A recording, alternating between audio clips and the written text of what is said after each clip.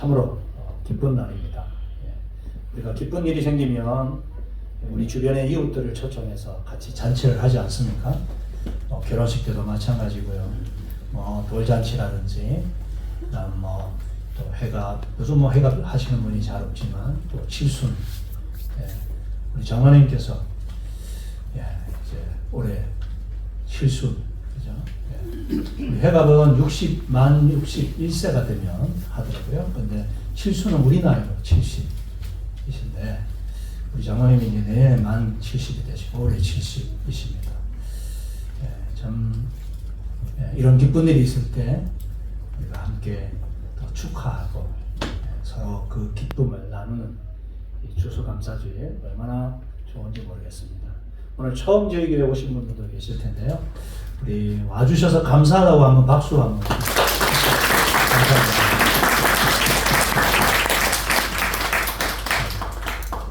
앞에 적혀 있는 것처럼요. 이 모든 것이 하나님의 은혜입니다. 우리가 전쟁 중에 있지 않습니까? 한국에 계시는 분들은 금방이라도 우리가 위급해질까 봐 얼마나 걱정하시는지 모릅니다. 다행인지 어쩐지 모르겠지만 요즘 이 팔레스타인 쪽에 또 전쟁이 터지는 바람에 이 러시아 이슈가 확 묻혀가지고 어떻게 이 전쟁이 또 빨리 끝날라나. 그렇지만 또 다른 사람들이 지금 이렇게 죽어가고 있으니 얼마나 마음 아픈 일인지 모르겠습니다. 그런 가운데서도 하나님께서 우리에게 새로운 날을 주시고 지금까지 지켜주신 것이 다 은혜인 줄 믿습니다. 오늘 이 소중한 시간에 함께 나누고자 하는 말씀의 제목은요, 나는 누구인가? 라고 하는 것입니다. 여러분은 여러분 자신을 누구라고 생각하십니까? 어떤 분한테 물어봤더니 내가 누구냐고요? 민종욱 아닙니까? 김아무개 아닙니까? 그거는 선생님 이름이고요. 저는 김아무개 아들이지요. 제 아버지가 장관이거든요. 아버지가 아무리 유명한들 그 아버지가 아버지일 뿐이고 당신은 누구냐라고 하는 것이죠. 저는 LG 부장이죠. LG전자 부장이야 직급이고 당신 직업이지. 선생님 본인은 누구시냐? 여러분은 여러분 자신을 누구라고 생각하십니까? 그랬더니 여기 있는 제가 바로 저죠. 우리가 우리의 이 외모가 나 자신을 다 보여준다고 말할 수 있을까요? 예를 들어서 외모를 뜯어 고쳤다, 성형수술을 했다. 그러면 외모가 바뀌면 나 자신이 바뀌는 것일까요? 그건 아니겠죠. 어떤 딸아이가 엄마와 함께 우연찮게 결혼 사진첩을 이제 보게 되었습니다. 근데 갑자기 이 5, 6살 된 딸아이가 깜짝 놀라서 엄마! 이 아저씨 누구야? 엄마 옆에 있는 이 사람 누구야? 아빠지. 아무리 봐도 아빠가 아닌데. 응? 이렇게 숱이 많을 수가, 이렇게 날씬할 수가. 지금 우리 아빠는 지금 머리숱도 없고 배가 불룩한데? 아니야 진짜야. 아빠 맞아. 여러분 참 세월의 흐름을 우리가 참 그죠? 어떻게 견딜 수가 없는 것 같습니다. 저도 결혼할 때는 제법 미남이었습니다. 비웃는 웃음은 아니시죠? 저도 그때는 제법 잘 나갔었습니다. 쫓아다니는 아가씨들도 믿거나 말거나 있었습니다. 그렇지만 제가 다 뒤로하고 제 아내를 선택하고 지금까지 살아오고 있습니다. 우리 사모님 행복하시죠? 저도 행복합니다. 비록 외모는 많이 바뀌었지만 외모가 바뀐다고 감사한 것은 나라고 하는 자신이 바뀌지는 않았다는 것입니다. 여러분, 우리가 중년이 되면 왠지 허무한 감정이 느껴집니다. 특히 이런 가을이 되면 거죠. 우리가 센티멘탈해지지 않습니까? 감정적이 됩니다. 특히 중년 여성분들, 내가 도대체 무엇을 위해 살아왔나? 열심히 남편 뒷바라지하고 아이들 학교 보낸다고 얼마나 애를 썼는데, 근데 아이들은 그걸 몰라줍니다. 엄마 그거 당연한 거 아니야? 모든 엄마들이 다 그렇게 뒷바라지 하지. 뭐 엄마만 특출난 거 아니야. 그런 말 들을 때 섭섭하지. 남편도 왜 아이들을 이렇게 키웠냐고 핀잔을 줍니다. 쥐는 뭐 했다고. 그죠? 억울하죠. 그럴 때 과연 나는 뭔가? 나 자신은 도대체 어떻게 살아온 것인가? 우리가 허무감이 밀려옵니다. 이 자리에 지금 우리 청소년들도 우리 주일학교 아이들과 같이 예배를 드리는데 여러분 한번 따라합시다. 엄마. 엄마.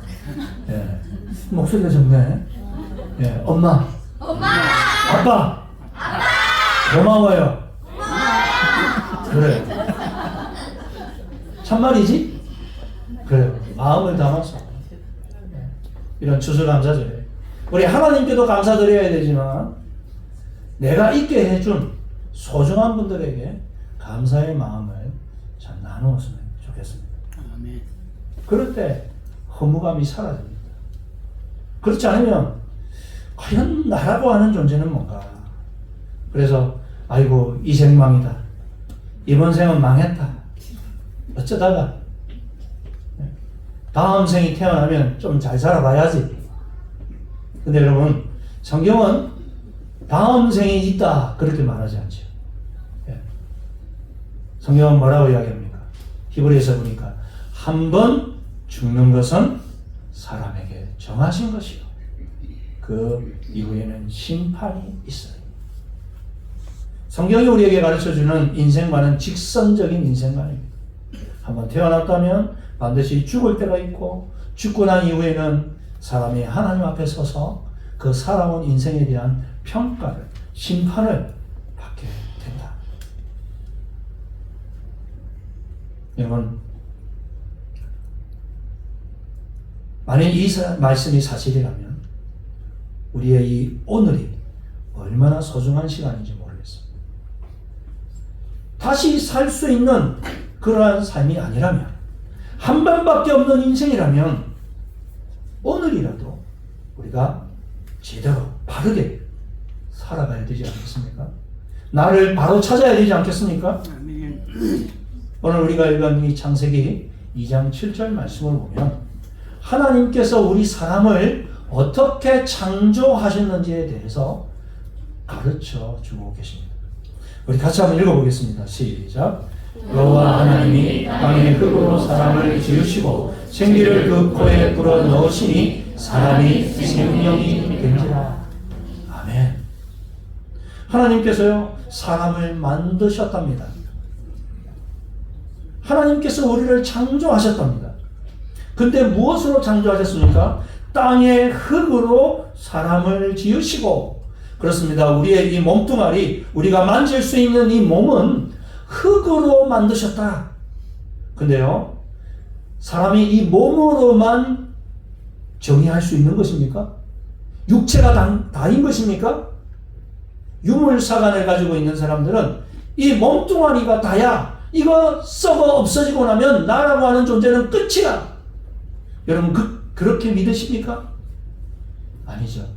오늘 성경을 보니까 흙으로 사람을 만드시고 그 사람의 코에 하나님의 생기를 불어넣으시니 사람이 뭐가 됐다고요? 생명이 되었다. 살아있는 존재가 되었다. 근데 여기서 코에 불어넣은 생기는 뭐냐? 생기라고 하는 것은요, 숨, 다른 말로 영이라 그렇게 표현하고 있습니다. 하나님의 영을 우리 코에 불어넣으시니 우리가 단순히 숨을 쉴 뿐만 아니라 살아있는 영적 존재가 되었다는 것입니다. 그래서 성경은 사람이 몸과 영혼으로 이루어져 있다고 이야기하는 것입니다. 그러므로 나라고 하는 존재는요, 이 몸뚱아리만이 아니라 내 눈에 보이지는 않지만 하나님이 불어넣으신 영혼이 있는 것입니다. 그래서요, 이 안에는 내 영혼이 있습니다. 나의 정체성은 내 몸과 플러스 내 영혼입니다. 그래서 이 내 영혼에는요, 하나님이 불어넣어 주셨기 때문에 하나님의 DNA가 있습니다. 하나님의 유전자가 있습니다. 그래서 이상하게 하나님이 그리워집니다. 하나님을 알고 싶어집니다. 아무리 세상의 것으로 지장하고 멋지고 아름다운 그런 집에서 살아도 왜 마음이 허전할까요? 그것은 바로 내 영혼 안에 하나님의 DNA가 들어와 있기 때문에 그 하나님을 찾지 않고는 채워지지 않는 마음의 빈 공간이 있다는 것입니다. 그래서 진정한 나를 발견하기 위해서는 내 영혼의 창조주이신 하나님을 만나야 될 줄 믿습니다. 그래서요, 하나님의 DNA를 우리가 가졌기 때문에 하나님은 영원 불멸하신 분입니다. 죽음이 없으신 분입니다. 마찬가지로 우리의 영혼도 죽지 않습니다. 우리의 육신은 썩어 문드러 먼지와 같이 흙으로 왔기 때문에 흙으로 돌아가 버리고 말지만 우리의 영혼은 살아 있습니다. 죽지 않습니다. 우리의 호흡이 멈추고 난 다음 우리의 영혼은 하나님 앞으로 가게 되어 있다는 것입니다. 그리고 그 앞에서 심판을 받게 됩니다. 죄 있는 자는 하나님이 예비해 놓으신 영원한 천국에서, 죄 없는 자는 그 천국으로 가고요, 죄 있는 자는 하나님의 형벌의 장소인 지옥으로 떨어지게 되는 것이죠.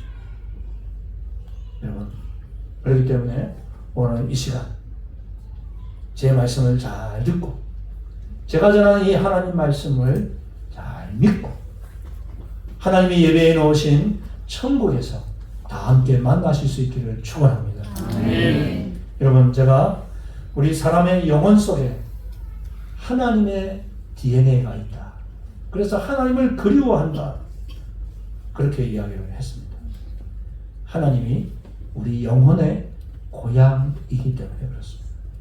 짐승도 죽을 때가 되면 자기 굴을 찾아간다고 그러잖아요. 태어난 곳으로 돌아오고 싶어하는 그런 짐승들의 본능, 우리도 마찬가지죠. 여러분, 연어라고 하는 생선 좋아하십니까? 예. 여기 러시아 와서 다른 회는 우리가 맛보기 어렵잖아요. 근데 이 연어는 쉽게 구할 수 있어서 저도 가끔 이 연어회를 먹는데 얼마나 맛이 있는지. 근데 그 회만 생각하지 마시고 연어의 이 생을 한번 살펴봤으면 좋겠습니다. 이 녀석이 자기가 처음 태어났던 그 하천을 떠나서 수만 킬로미터를 바다를 헤엄치면서 살다가 알을 낳을 때가 되면 자기가 태어났던 그 모천으로 회귀하게 됩니다. 잠깐 한번 그 영상을 잠깐 보여주시겠습니까?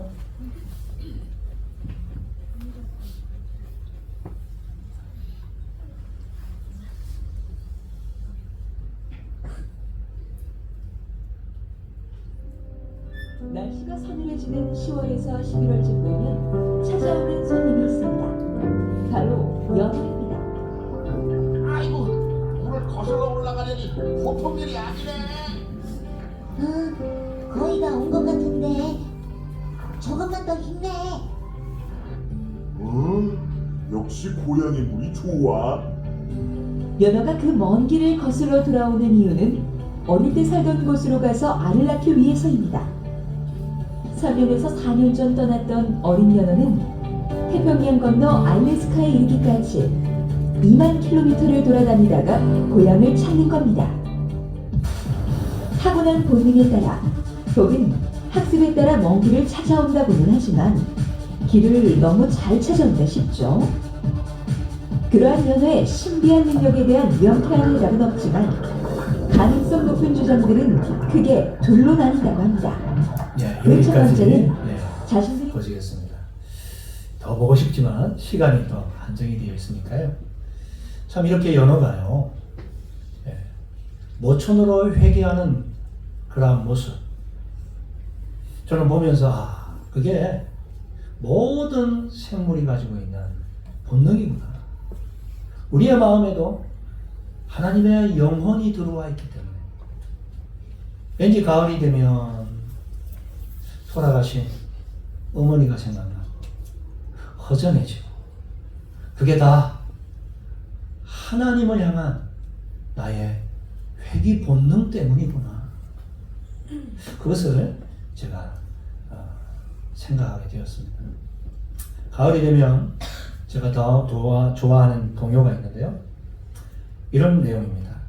가을밤 외로운 밤 벌레 우는 밤 초가집 뒷산길 어두워질 때 엄마 품이 그리워 눈물 나오면 마루 끝에 나와 앉아 별만 셉니다. 저희 모친께서도 한 3년 전 돌아가셨는데, 저도 이제 나이가 조금씩 들어가서 그런지 가을 바람이 스산하게 부니까요, 어머니 생각이 나더라고요. 우리 같이 한번 불러볼까요? 동영상 한번 들어주세요. 네.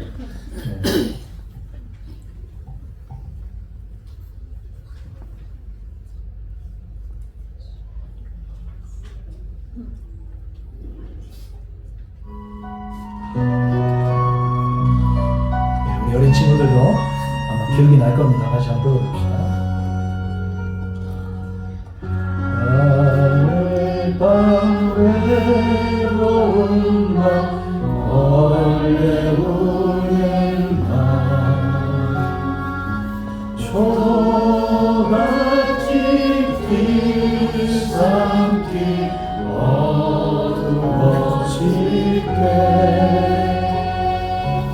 엄마 품이 그리워 눈물 나오면 마루 끝에 나와 앉아 별만 셉니다. 가을밤 고요한 밤 차오는 밤 기억이 울음소리 높고 낮을 때 아픔이 그리워 눈물 나오면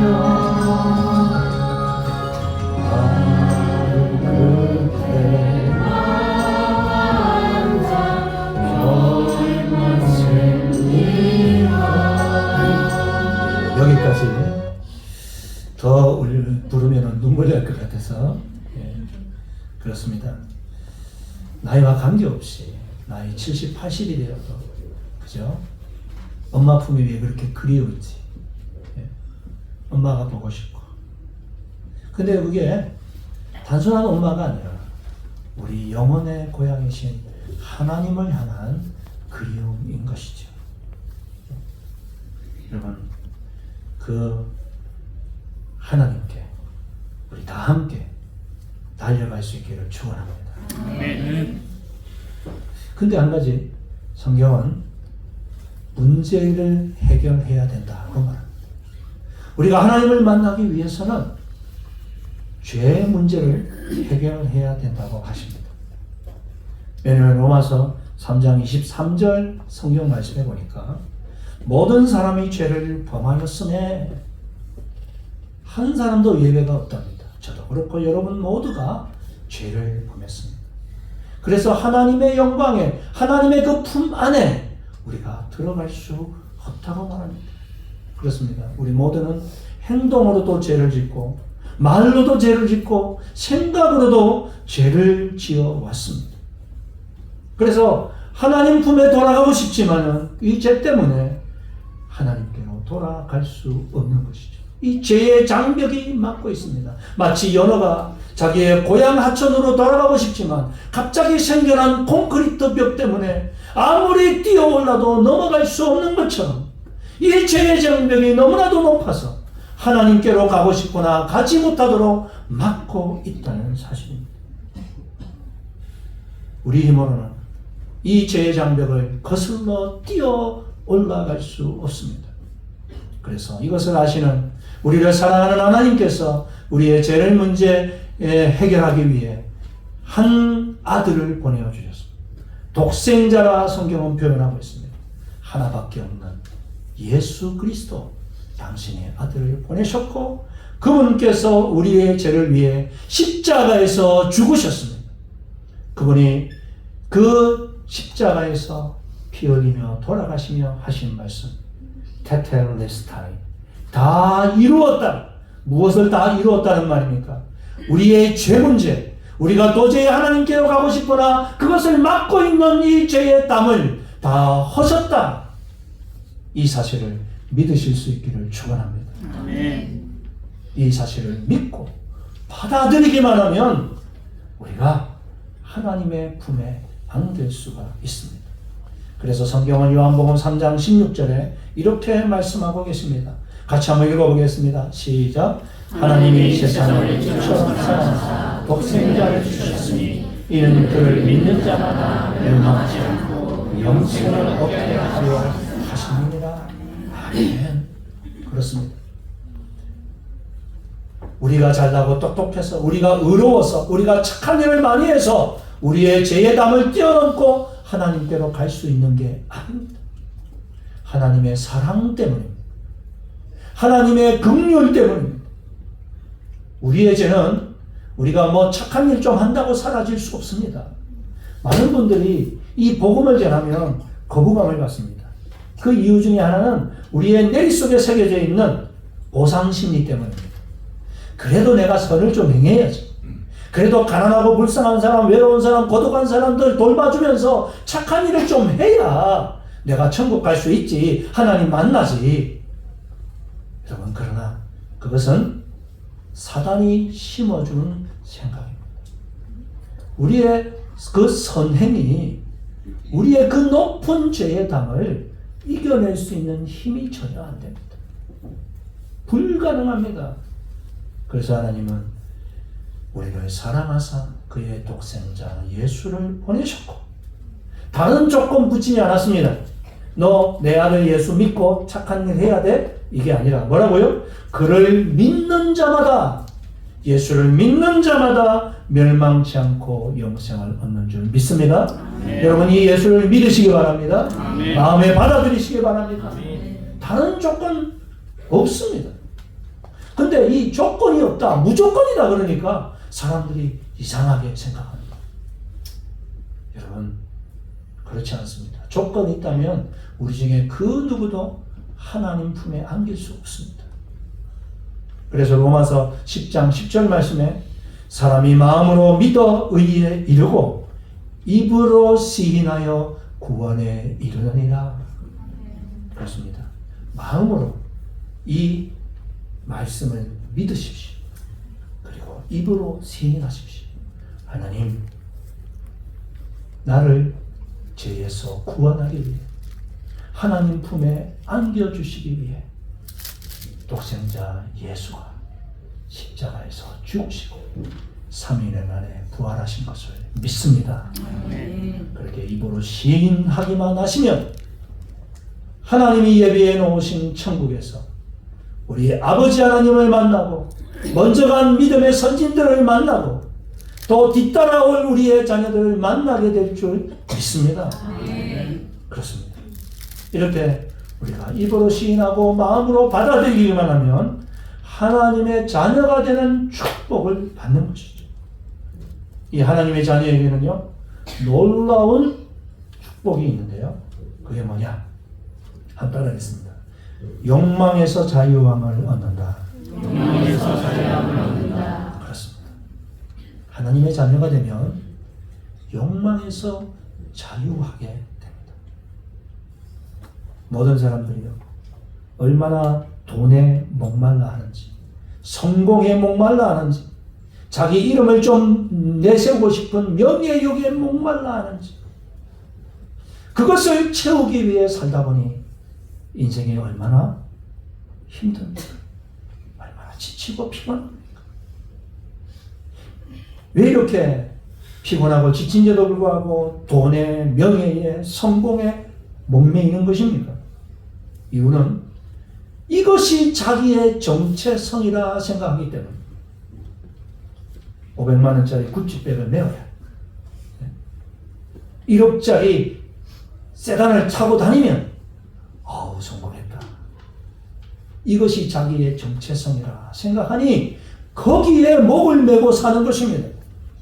그러나 예수를 내가 구주로 믿게 되면 더 이상 그런 것들은 내 인생에 중요하지 않습니다. 나의 정체성은 바로 하나님이 나의 아버지시고 하나님이 나를 너무너무 사랑하신다는 사실을 믿기 때문인 줄 믿습니다. 그런 거 없어도 나는 행복합니다. 왜? 소중한 사람이 되었기 때문입니다. 그래서 하나님 한 분만으로 만족한다는 고백들이 이 믿음을 가진 사람들의 입술에서 터져나오는 것이죠. 시편 23편 구약을 대표하는 이 다윗도 그가 고백하죠. 여호와는 나의 목자시니 내게 뭐가 없다고요? 부족함이 없사리로다. 하나님이 나의 목자가 되시고 내가 당신의 양입니다. 목자인 하나님, 나는 당신의 양이니 걱정할 필요가 없습니다. 그분이 나를 인도해 주시니 나는 부족함이 없다. 앞으로 장래 미래 잘 모릅니다. 내가 계속 모스크바에서 살아갈지, 앞으로 다시 또 한국으로 돌아갈지, 한국으로 돌아가면 내 자리가 있을지, 내 생업은 어떻게 할지 걱정거리가 많지만, 그러나 하나님이 나의 목자시니 여러분 챙겨주실 줄 믿습니다. 아멘. 그러므로 맡기십시오. 양은 그저 오늘 하루 주신 삶에 열심히 살면 됩니다.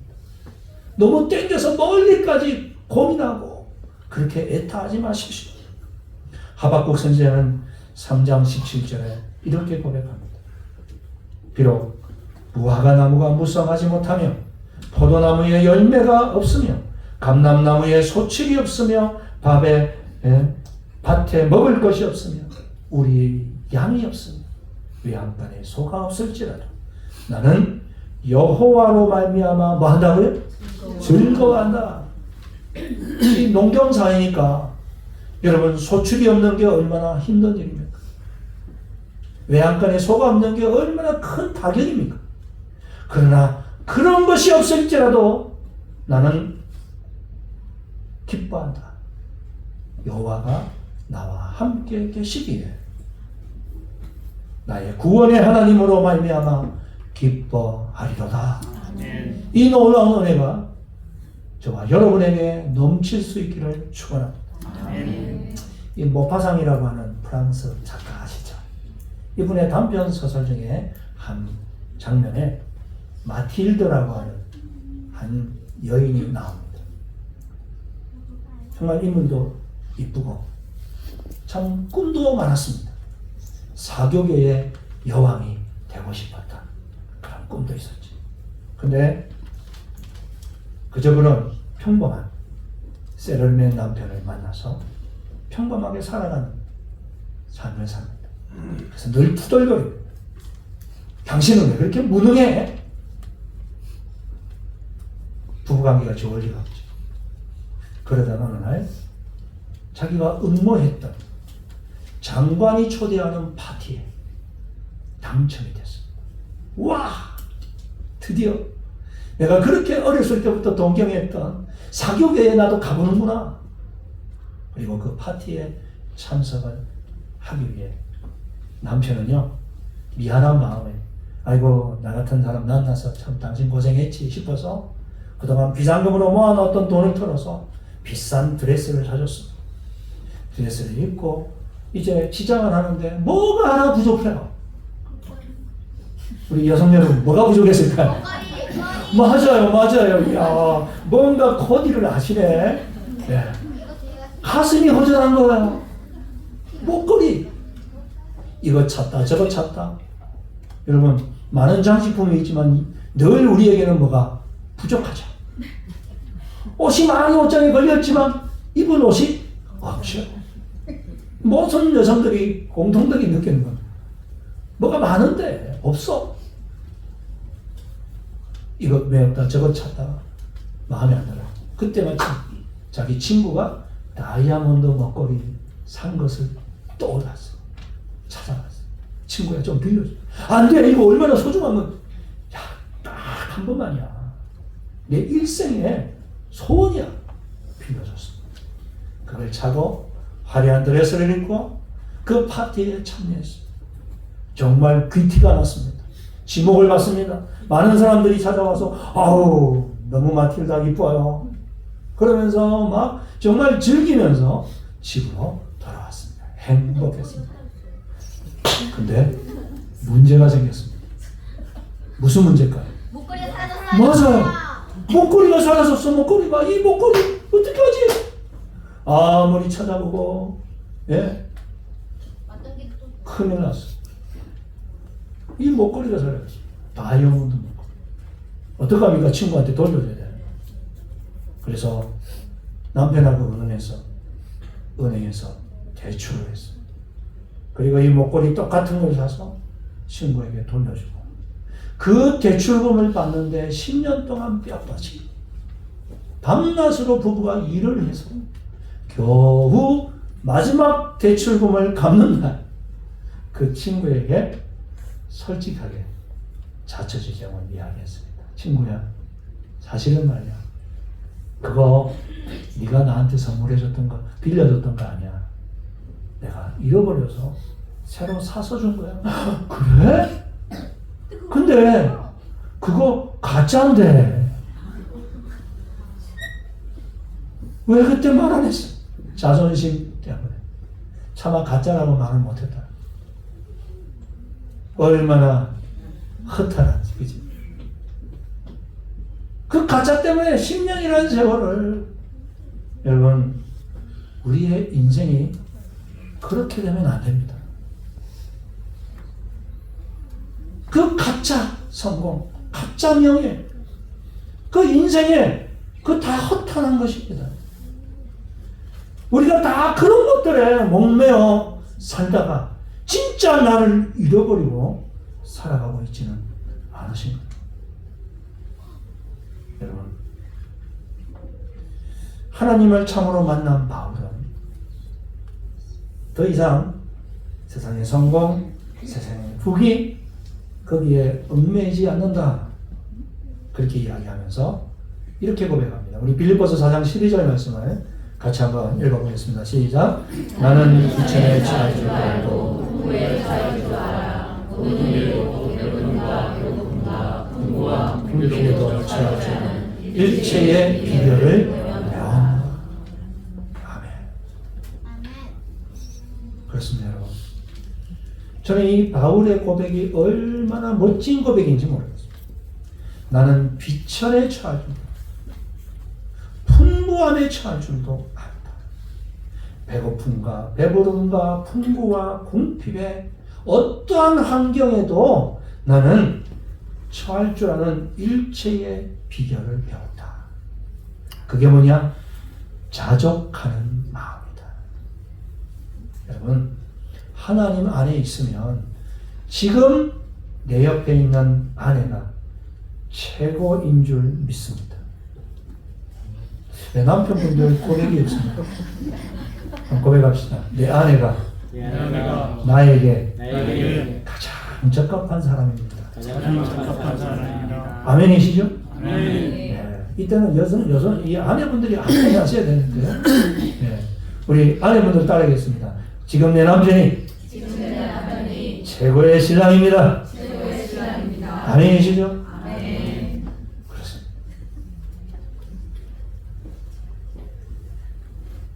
우리 자녀들이 또 기다립니다. 따라합시다. 지금 내 아들, 딸이 최고의 자녀입니다.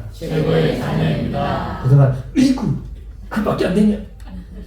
네, 그렇게 하셨던 부모님들 다시는 그러지 마십시오. 하나님께서 나에게 맡겨주신 너무너무 소중한 자녀들, 우리 남편, 우리 아내, 우리 가족, 그리고 이 옆에 예수를 믿음으로 우리가 하나님의 자녀들이 된 줄 믿습니다. 옆에 있는 분들이 소중한 예수 피를 나눈 진정한 가족이 되어온 줄 믿습니다. 여러분, 바울처럼 우리 자족의 비결을 가졌으면 좋겠습니다. 이것이 하나님의 자녀가 된 자에게 주시는 놀라운 축복. 시간이 많이 가서 마치려고 합니다. 하나님께서는요, 우리에게 영원한 당신의 나라 천국을 준비해 놓으셨습니다.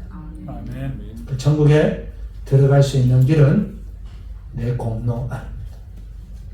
오직 우리 주 예수 그리스도를 믿음으로 천국 백성이 되는 것이죠. 마음이 허전해질 때마다 하나님을 찾으시고 예배 자리로 나오시고, 그리고 요즘 유튜브에 얼마나 좋은 찬양들이 많은지 한번 들어보십시오. 하나님이 주시는 평강과 은혜가 우리 가운데 넘치게 될 줄 믿습니다. 아멘. 잠시 한번 기도드리겠습니다.